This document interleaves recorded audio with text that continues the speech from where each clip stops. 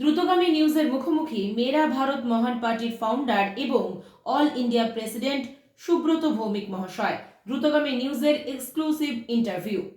প্রথমেই সুব্রত বাবু, আপনার কাছে আমি জিজ্ঞেস করব যে এই যুবক যুবতীরা যারা রয়েছেন আমাদের দেশে, তাদের কর্মসংস্থানের ব্যাপারে আপনি কি বলবেন বা কি উদ্যোগ নেবেন? নমস্কার, আমি সুব্রত ভৌমিক। আপনারা পরিচয় পেলেন, আমার সাংবাদিক যিনি আছেন আমার কাছে, ওনাদের কাছে আপনারা সব শুনতে পেয়েছেন। যাই হোক, দেখুন, এখন আমাদের ভারতবর্ষে তথা পশ্চিমবঙ্গের কথাই বলি, ভারতবর্ষের তো অনেক দূর হয়ে গেল।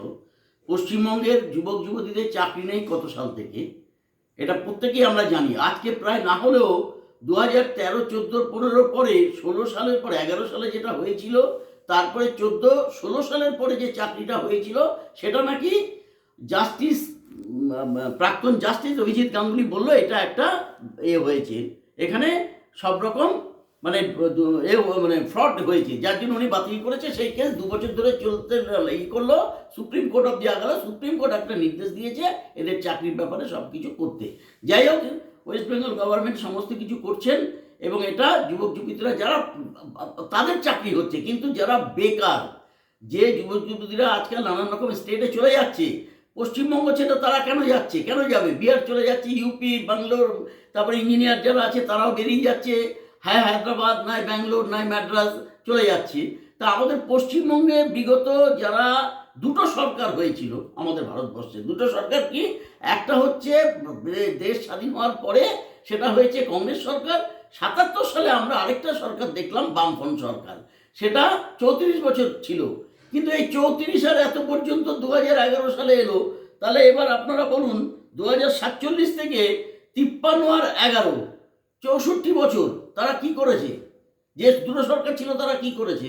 যাই হোক, বিধান রায় যখন ছিলেন প্রাক্তন চিফ মিনিস্টার, তখন উনি ওনার কাজ কিছু করেছেন। আমরা সেই কাজের ইয়েতে কিছু লোক আমরা চাকরি পেয়েছি, করে খেয়েছি আমাদের বাবা, আমাদের গার্জিয়ানরা, এবং যারা পেয়েছেন পুরুলিয়া, বাঁকুড়া, বীরভূম এবং অন্যান্য প্রদেশ থেকে যারা তখন বাংলাদেশ থেকে এসেছিলেন, বিধান রায় তাদের চিন্তাভাবনা করে উনি স্টিল প্ল্যান্ট, তারপরে কলিহারি, তারপরে উনি করেছেন রেলওয়ে ডিপার্টমেন্ট, এগুলো সব ওরা করে গেছেন।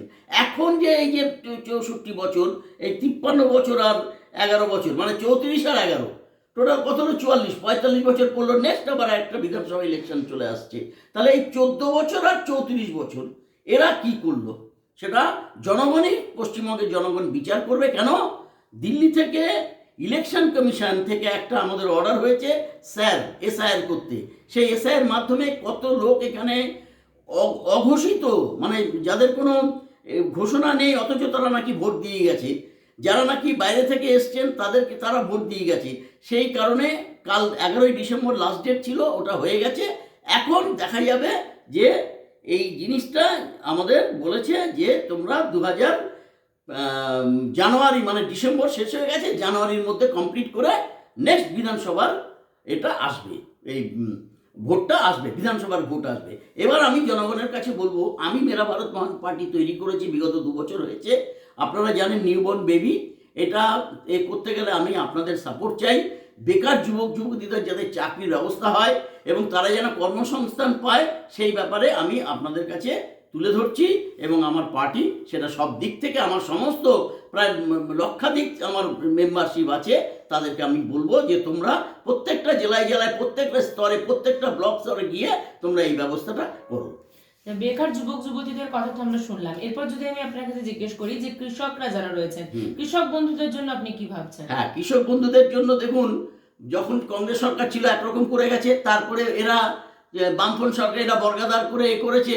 এখন কৃষকরা তারা দামই পাচ্ছে না। আপনারা দেখেছেন সারা ভারতবর্ষে, পাঞ্জাবে দেখেছেন, তারপরে মহারাষ্ট্রে দেখেছেন, উড়িষ্যাতে দেখেছেন, প্রত্যেকটা কৃষক তারা তাদের সঠিক দাম তারা পায় না। প্রত্যেকটা কৃষক তারা তাদের সঠিক দামটা পায় না।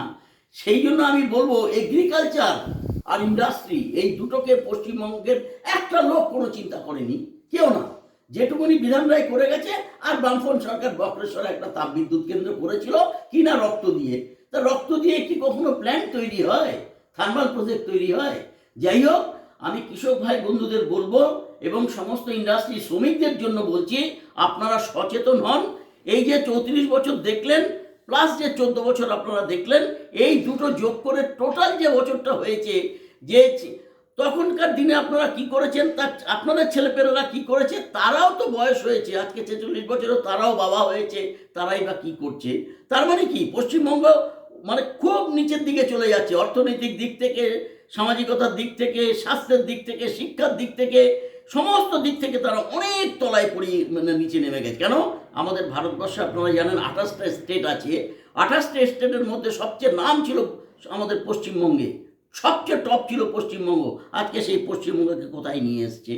অতএব আপনারা চিন্তা ভাবনা করুন, একটু বুঝুন কাকে নিয়ে এলে আমাদের পশ্চিমবঙ্গ নতুন করে সুজলা সুফলা শস্য শ্যামলা যাতে তৈরি হয়, সেটাই কৃষক ভাই বন্ধুদের আমি বলবো। এবং আপনাদের যাদের 60 বছর হয়ে গেছে তাদের দিল্লি থেকে তারা দিচ্ছে, এবং আমি পশ্চিমবঙ্গকে একটা লিস্ট চেয়েছি, ওরা লিস্ট দিতে পারেনি, যে যারা 60-এর উপরে বয়স হয়েছে তাদের একটা পেনশনের ব্যবস্থা করা 6,000 টাকা করে, সেটা কিন্তু এখানে এখনো কেউ কিছু পায়নি।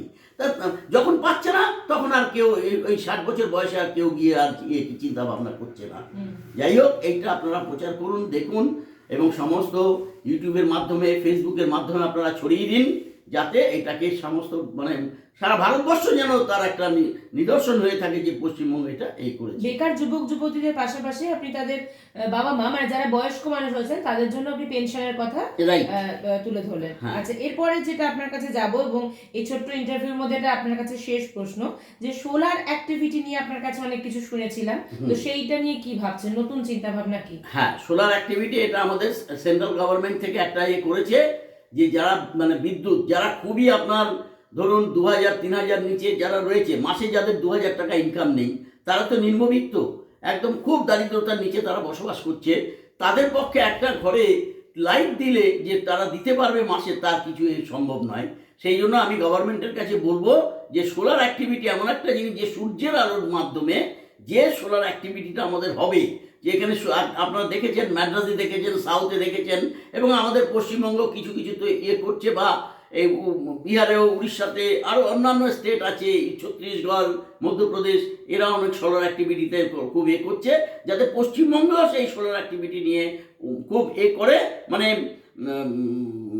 অগ্রগতি যাতে হয়, সেই ব্যবস্থাটা আমি পশ্চিমবঙ্গ সরকার, এই সরকার তো আর কি হবে না হবে জানি না, নেক্সট যে সরকার আসবে তাদেরকে আমি রিকোয়েস্ট করব যেন প্রত্যেকটা গরিবের ঘরে, প্রত্যেকটা যারা নিম্ন মধ্যবিত্ত বা নিম্নবিত্ত, যারা এখনও পশ্চিমবঙ্গের অনেক গ্রাম আছে সেখানে কোনো রকম কোনো কিছু যাচ্ছে না, তারা যেন লাইট দুবেলা দুটো খেতে পায়, সেই ব্যবস্থাটা আপনারা করবেন। অনেক অনেক ধন্যবাদ আপনাকে। নমস্কার।